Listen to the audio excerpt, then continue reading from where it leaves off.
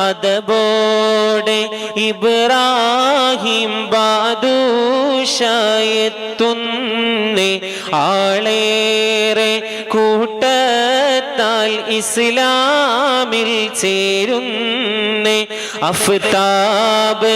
രാജാവ് സിന്ധിയിലായി വാഴുന്നേ അന്ധവിശ്വാസങ്ങൾ ആടിത്തിമർക്കുന്നേ അപ്പാടെ പുതിയോരെ ഉൽമാൽ തളക്കുന്നേ അഭിയോഗം അല്ലും പകലും തുടരുന്നേ അവസാനം രാജാവ് കത്താലെഴുതുന്നേ അവിടം വിട്ടോടാനായി